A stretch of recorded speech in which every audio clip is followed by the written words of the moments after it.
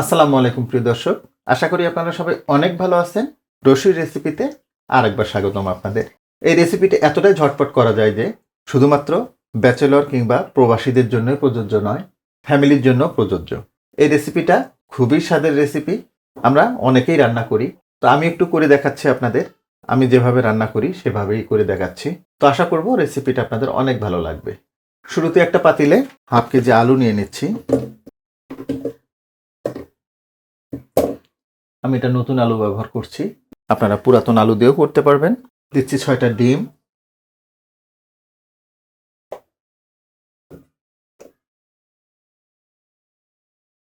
পানি দিয়ে দিচ্ছি।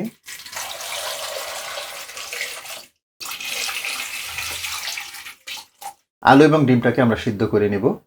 আলু ডিমটা সিদ্ধ হতে হতে আমরা কিছু কাটাকাটি করে নিব। শুরুতে কেটে নেব পেঁয়াজ,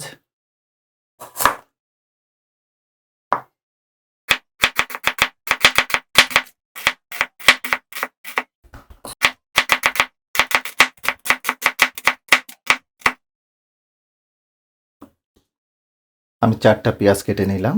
এই রেসিপিটাতে পেঁয়াজের পাশাপাশি আমি পেঁয়াজের পাতাও ব্যবহার করব।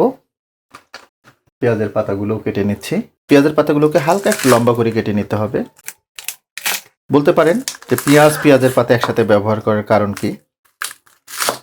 পেঁয়াজ এবং পেঁয়াজের পাতা একসাথে ব্যবহার করলে এই রান্নাটাতে খুব চমৎকার একটা ফ্লেভার অ্যাড করে।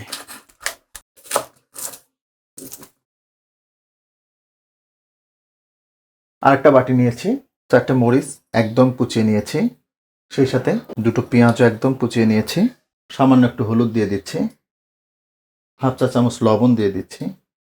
পেঁয়াজ মরিচের সাথে লবণ এবং হলুদটাকে ভালোভাবে একটু মথে নিব।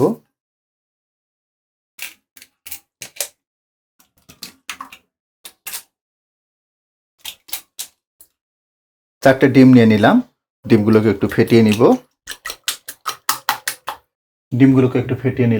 তো এগুলোকে এখন ভেজে নিব। চুলে একটা প্যান গরম করে নিয়েছি, 2 টেবিল চামচ মতো তেল দিয়ে দিব। তেলটা গরম হয়ে গেছে, ডিমটা দিয়ে দিচ্ছি। ডিমটাকে আমরা একটু মোটা করে ভেজে নিব।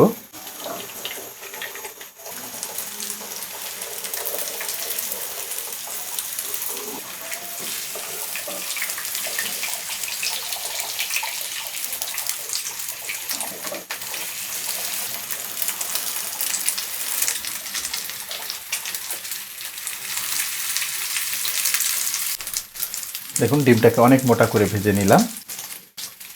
তো এটাকে আমরা কয়েকটা ভাগ করে নিব। এটা হয়ে গেছে, উঠিয়ে নিচ্ছে। আলু এবং ডিমগুলোকে প্রায় 15 থেকে 20 মিনিট আমি সিদ্ধ করে নিলাম।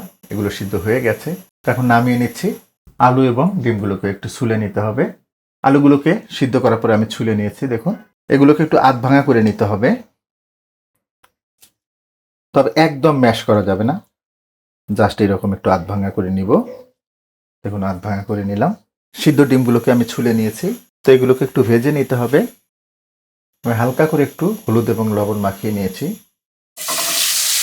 ডিমগুলোকে হালকা করে একটু ভেজে নিতে হবে। ডিমগুলোকে হালকা করে একটু ভেজে নিলাম।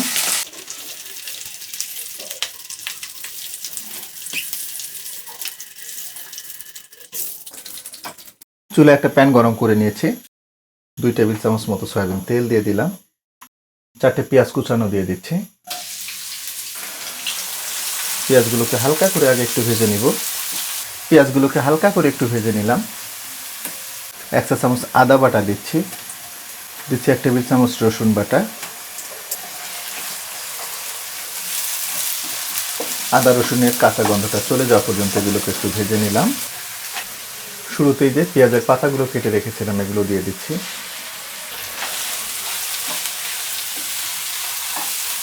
পেঁয়াজ এবং পেঁয়াজের পাতা দিয়ে এই রান্নাটা করবেন, খুব চমৎকার একটা ফ্লেভার অ্যাড করবে। পেঁয়াজের পাতাগুলোকেও হালকা করে একটু ভেজে নিব, যাতে কাঁচা ভাবটা চলে যায়। পেঁয়াজের পাতাগুলোকে একটু ভেজে নিলাম। হাফ টেবিল চামচ হলুদের গুঁড়ো দিয়ে দিচ্ছি। 1 টেবিল চামচ শুকনা মরিচের গুঁড়ো, হাফ চা চামচ ধনিয়ার গুঁড়া এবং হাফ চা চামচ জিরার গুঁড়া। শুকনো মশলাগুলো যাতে পুড়ে না যায় একটু পানি দিয়ে দিব।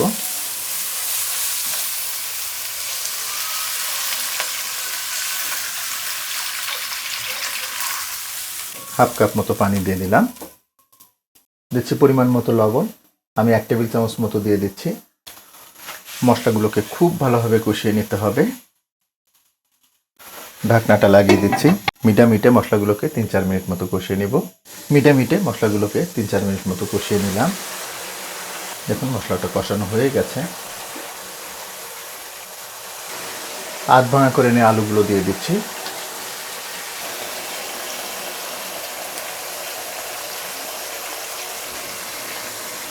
সেই সাথে দিয়ে দেবো 4-5টা কাঁচা মরিচ। মরিচগুলোর মাথাগুলো কেটে নিয়েছি। এই মরিচটা দিচ্ছি জাস্ট ফ্লেভারের জন্য। ঢাকনাটা লাগিয়ে দিব। চুলার জালটাকে মিডিয়াম এবং লোয়ের মাঝামাঝি নিয়ে আসবো। এই পর্যায়ে মিডিয়াম লো হিটে আলুটাকে 3-4 মিনিট মতো আমি কষিয়ে নিলাম। দেখুন আলুটা থেকে তেল ছেড়ে দিয়েছে। এখন এতে পানি দিয়ে দিব।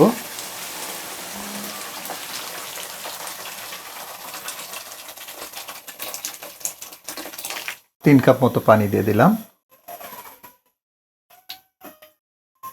জাস্ট একটা বলক ওঠা পর্যন্ত আমরা অপেক্ষা করব। দেখুন আলুটাতে একটা বলক চলে এসেছে। এখন সেই সিদ্ধ করে ভেজে নেওয়া ডিমগুলো দিয়ে দিচ্ছি। সেই সাথে যে মোটা করে ডিম ভেজে নিয়েছিলাম সেটাকে আমি 4 ভাগ করে নিয়েছি। ঢাকনাটা লাগিয়ে দিচ্ছি। চুলার জালটাকে মিডিয়ামে নিয়ে আসবো। মিডিয়াম হিটে আলু ঘাটিটাকে প্রায় 15 মিনিট আমি রান্না করে নিলাম। দেখুন কত চমৎকার একটা লুক এসেছে। আর ডিমগুলো দেখুন কিভাবে ফুলে গেছে। এটার থিকনেসটা একদম ঘন হবে না, আবার পাতলা হবে না। জাস্ট এই অবস্থায় নামিয়ে নিতে হবে, কেননা আলুতে পানিটা অনেকটাই অ্যাবজর্ব করে নেবে এবং এটা অনেকটাই ঘন হয়ে যাবে। তো আমি চুলাটা বন্ধ করে দিচ্ছি। দেখুন এবার লুকটা।